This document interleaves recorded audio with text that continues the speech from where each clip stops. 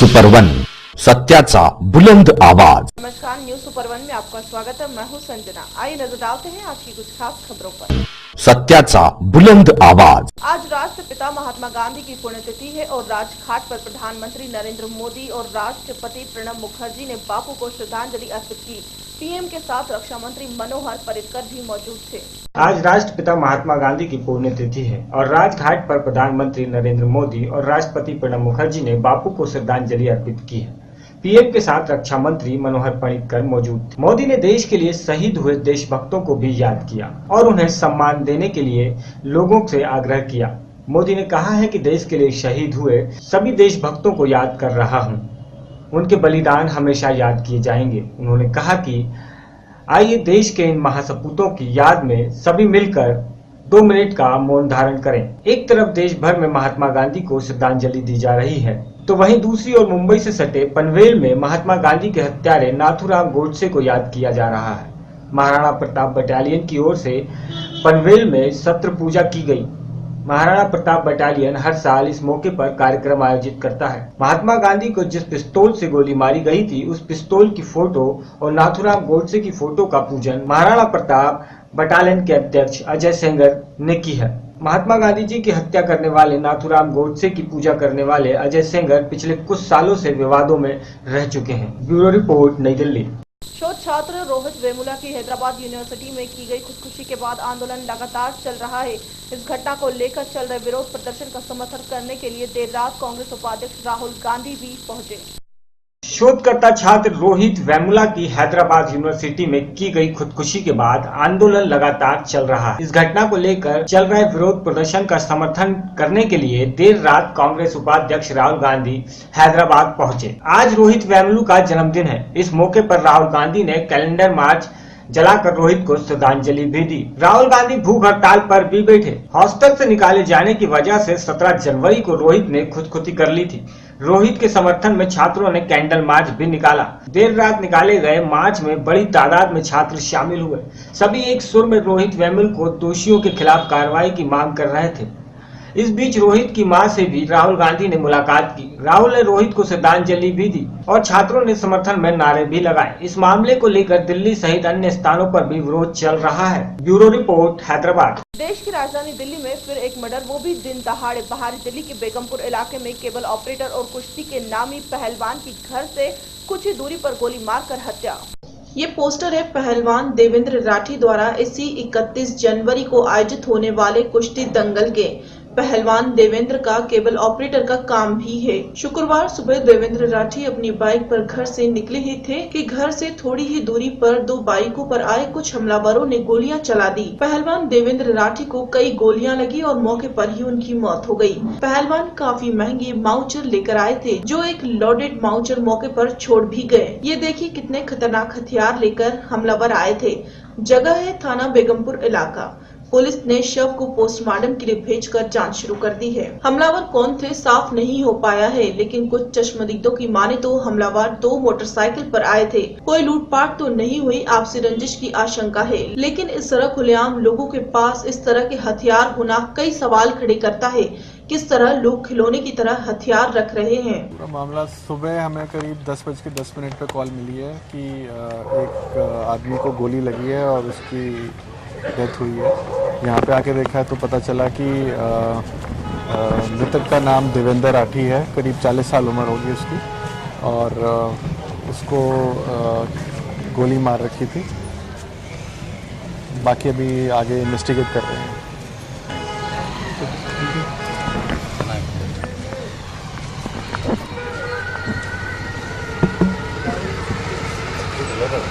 दिल्ली से यामिन शाह। दिल्ली वालों को कूड़े से राहत नहीं मिलने वाली है। आज भी दिल्ली में एमसीडी कर्मचारियों की हड़ताल जारी रही। वेतन नहीं मिलने की वजह से नाराज कर्मचारी पिछले 4 दिन से हड़ताल पर हैं, जिस वजह से दिल्ली की सड़कों पर कूड़ा हो रखा है।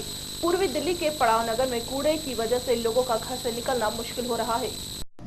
दिल्ली वालों को अभी कूड़े से फिलहाल राहत नहीं मिलने वाली है। आज भी दिल्ली में एसडीसी कर्मचारियों की हड़ताल जारी है। वेतन नहीं मिलने की वजह से नाराज कर्मचारी पिछले 4 दिन से हड़ताल पर हैं, जिस वजह से दिल्ली की सड़कों पर कूड़ा फैला हुआ है। पूर्वी दिल्ली के पांडव नगर में कूड़े की वजह से लोगों का घर से निकलना मुश्किल हो गया है। नगर निगम के 1 लाख से ज्यादा कर्मचारी की हड़ताल का आज चौथा दिन है। इस हड़ताल के चलते सड़कों से लेकर निगम के स्कूल अस्पतालों में असर दिखने लगा है। अपनी मांगों को लेकर एमडीसी कर्मचारियों ने गुरुवार को दिल्ली के उप मुख्यमंत्री मनीष सिसोदिया के कैंप ऑफिस के बाहर पटपटागंज में कूड़े का ढेर लगाकर प्रदर्शन किया।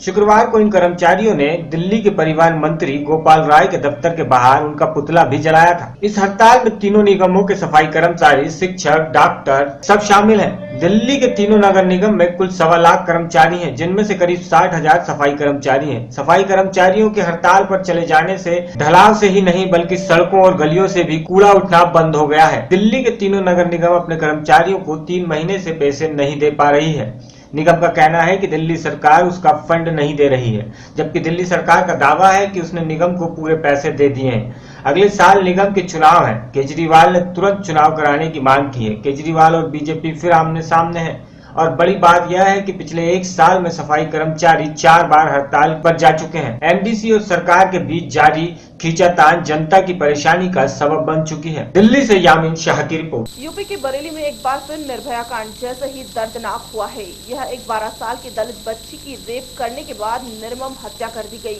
मासूम का शव सरसों के खेत में अर्धनग्न अवस्था में मिला।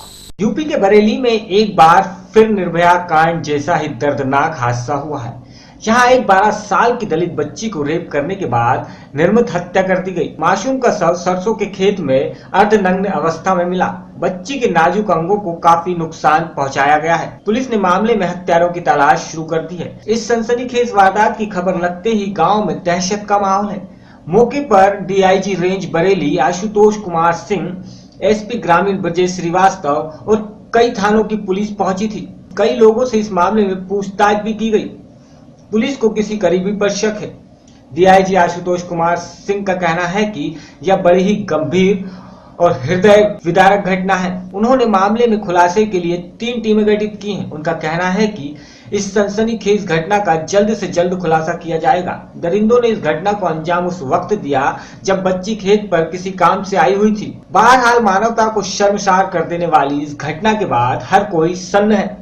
लोग यही नहीं कह रहे हैं कि कोई कैसे इस मासूम बच्ची के साथ इतनी शर्मनाक और दर्दनाक घटना कर सकता है। फिलहाल अब इंतजार है पुलिस कब तक दरिंदों तक पहुंचती है। 12 साल की लड़की थी, जाति से वो नट थी। उसके एक डेड बॉडी पाए जाने की सूचना दी, तो मौके पे हम लोग आए हैं। ये लड़की पास के गांव में 450 मीटर की दूर पे रहती है और बॉडी उसकी यहाँ पाई गई। इस पे कपड़े नहीं थे। उस बॉडी को हम लोगों ने भिजवाया है पोस्टमार्टम के लिए।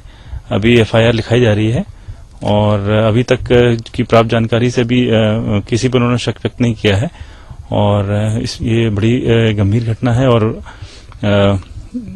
माइनर गर्ल के साथ इसमें हुआ है। इसमें फोरेंसिक एग्जामिनेशन कराया जाएगा और जो दोषी लोग हैं उनके लिए हम तुरंत टीम को लगाएंगे और कड़ी कार्रवाई इसमें कराएंगे। Bureau report, Uttar Pradesh, Lucknow. UP के जालौन में बजरंग दल के कार्यकर्ताओं का जबरदस्ती का मामला सामने आया है। धर्म परिवर्तन कराने के आरोप में एक शख्स के साथ कार्यकर्ताओं ने न सिर्फ बदसलूकी की बल्कि उसका सिर भी मुंडवा दिया। बजरंग दल वालों का कहना है कि आरोपी पैसों का लालच देकर लोगों का धर्म परिवर्तन करता था।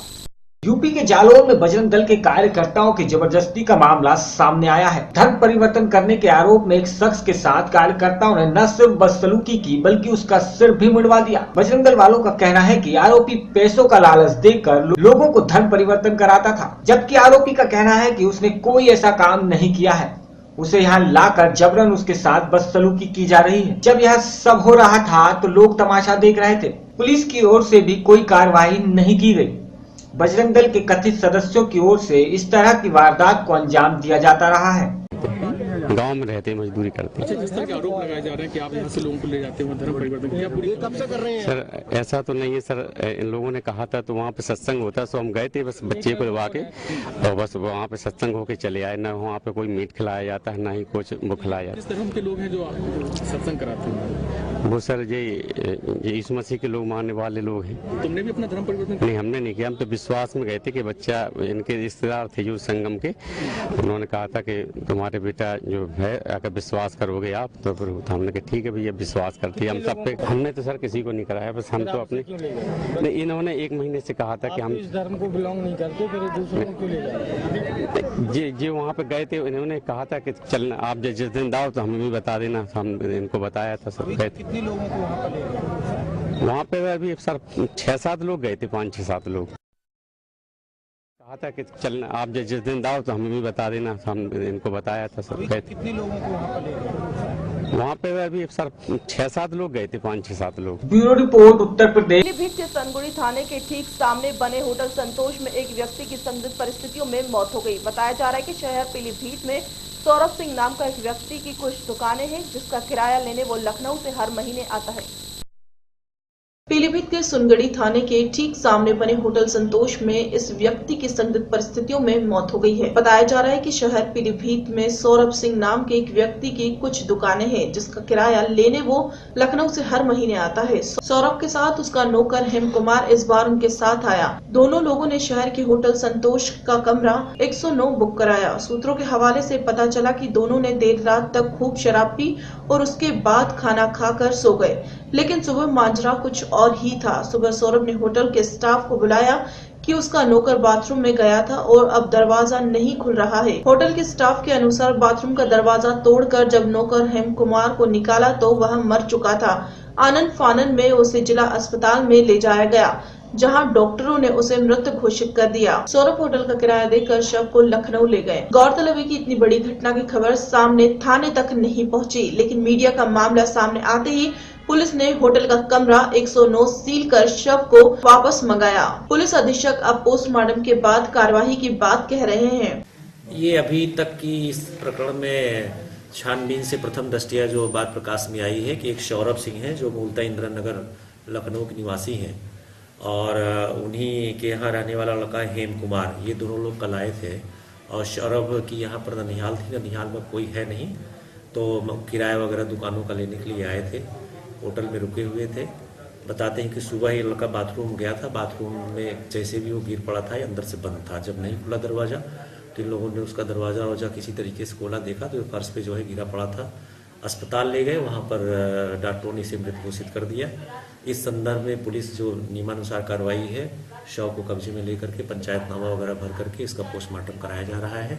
आगे जो भी विधि की स्थिति बनेगी या जो तथ्य प्रकाश में आएंगे, अगर कोई दोषी पाया जाएगा तो उसके खिलाफ कार्रवाई की जाएगी। यहाँ मौत नहीं हुई, यहाँ क्या कहते हैं बीमार पड़ा था, फिर उसको उसके साथ वाले कौन से रूम नंबर में? 109 नंबर। कौन है, कहाँ का है? लखनऊ। सौरभ सिंह इसके साथ में थे, जो बीमार हुआ उसके साथ में सौरभ। 109 नंबर में जब थे तब कब बीमार पड़े थे? हमें तो सुबह पता चला कि वो नहाने गए थे बाथरूम में, तब तो उन्होंने फ़ोन किया, फिर जब 109 बुलाया तो बेहोशी हालत में थे। रात उन्होंने होटल में जो शराब वराब पी थी उसी को उससे जो है वो हुआ है। आपके बारे में नहीं पता है। पीलीभीत से आलोक मिश्रा की रिपोर्ट। मैट्रिक की परीक्षा का फॉर्म नहीं भरे जाने से नाराज छात्रों ने आज स्कूल के सामने पुरानी जीटी रोड को न सिर्फ जाम किया बल्कि जमकर हंगामा भी किया। मैट्रिक के परीक्षा का फॉर्म नहीं भरे जाने से नाराज छात्र ने आज स्कूल के सामने पुरानी जीटी रोड को न सिर्फ जाम कर दिया बल्कि जमकर हंगामा भी किया। टाउन स्कूल के प्रदर्शनकारी छात्र ने बताया कि स्कूल में परीक्षा फॉर्म भी उपलब्ध नहीं है, जबकि फॉर्म भरने की अंतिम तिथि समाप्त होने वाली है। छात्र के इस विरोध का प्रदर्शन का शिकार उन वाहनों को भी बनना पड़ा जो इस रास्ते होकर गुजर रहे थे। इस बीच सूचना पाकर मौके पर पहुंची पुलिस को भी छात्र के आक्रोश का सामना करना पड़ा। इधर स्कूल की प्रधान अध्यापका ने बताया कि शिक्षकों ने चूंकि जांच परीक्षा की कॉपियां जमा नहीं की है, ऐसे में जिला शिक्षा कार्यालय से परीक्षा फॉर्म उपलब्ध नहीं कराया जा सका है। बच्चों को इस बाबत समझाने के बावजूद वे समझ नहीं पा रहे हैं और हंगामे पर उतारू हैं। उन्होंने बताया कि जिला शिक्षा पदाधिकारी के कार्यालय से फॉर्म उपलब्ध होते ही सभी छात्रों का परीक्षा फॉर्म भरवा दिया जाएगा। जिस तरह से पुलिस प्रशासन के द्वारा छात्रों के ऊपर लाठी बरसाया गया, फर्जी मुकदमा किया गया और इतना मारा गया कि अभी एक छात्र मौत से जूझ रहा है। कई छात्र घायल हैं, उनके साइकिल को 80 साइकिल को तोड़ दिया गया, मोटरसाइकिल को तोड़ दिया गया और छात्रों को फंसाया जा रहा है। और जिला प्रशासन एसपी साहब के द्वारा केवल एक पक्षीय कार्रवाई करवाया गया, जिसमें 200 छात्रों पर एफआईआर हुआ है, लेकिन दोषी पुलिसकर्मियों पर भी कार्रवाई नहीं हुआ। इस एक पक्षीय कार्रवाई और घायल छात्रों के लिए और निर्दोष छात्रों पर एफआईआर वापस लेने के लिए आज जिला प्रशासन पुलिस प्रशासन का औरंगाबाद में पुतला दहन किया गया। आगे यह हमारा लगातार आंदोलन जारी रहेगा, क्योंकि आज एक पुतला दहन के माध्यम से अल्टीमेटम है कि छात्रों को कमजोर न बुझे, युवाओं को कमजोर न बने, अन्यथा इसका खमियाजा आपको भुगतना पड़ सकता है। बिहार औरंगाबाद से सत्यजीत कुमार। मोगा जिला के कॉम्प्लेक्स में डिप्टी कमिश्नर परमिंदर सिंह गिल की अगुवाई में महात्मा गांधी जी की प्रतिमा पर फूल भेंट कर 2 मिनट का मौन धारण कर उनको याद किया गया।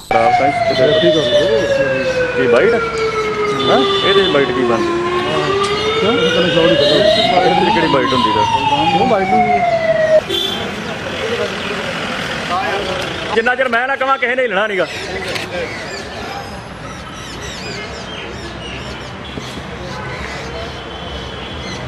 चलो जी।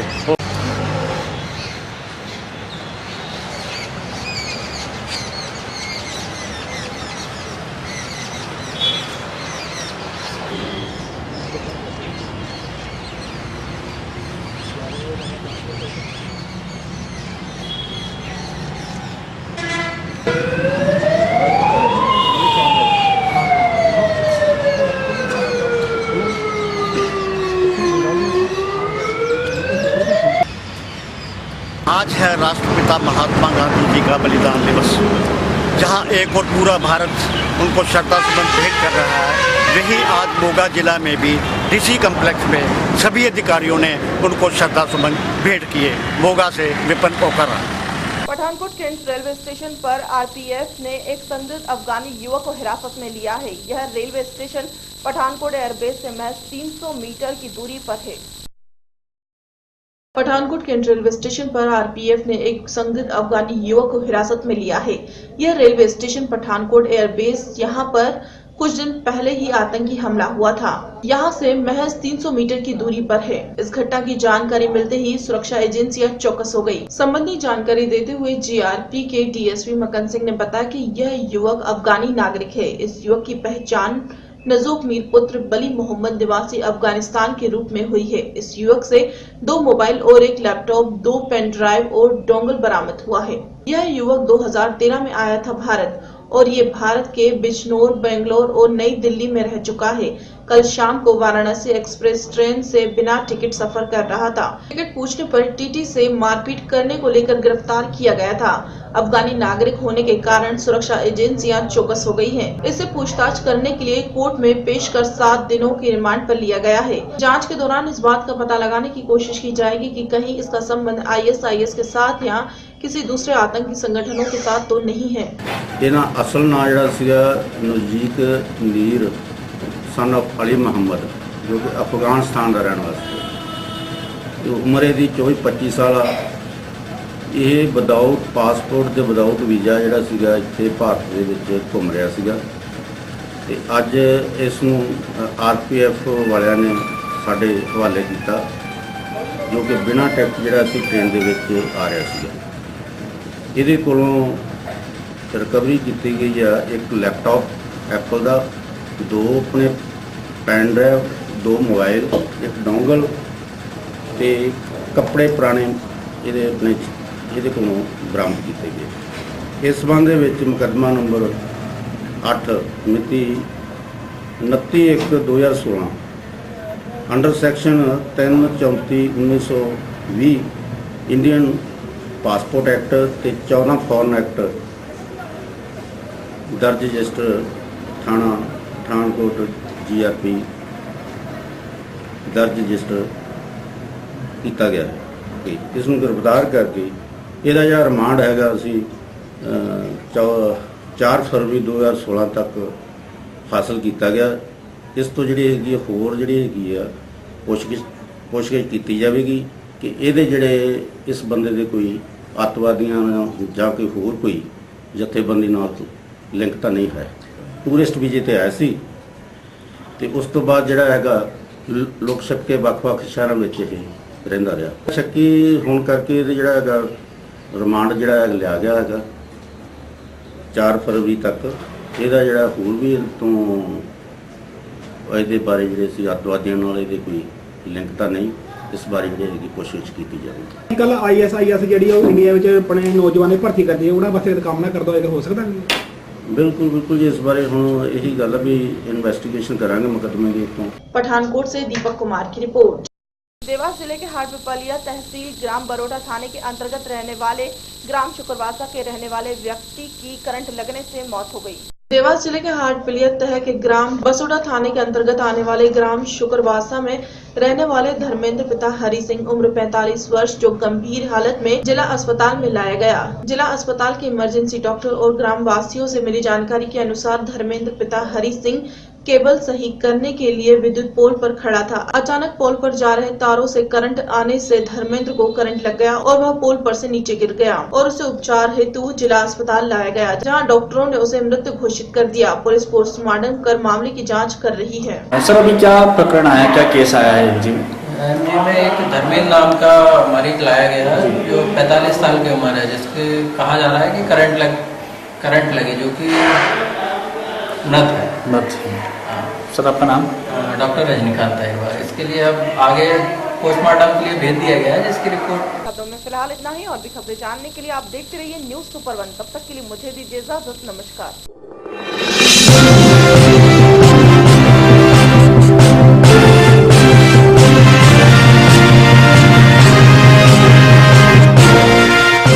न्यूज सुपर 1, सत्याचा बुलंद आवाज।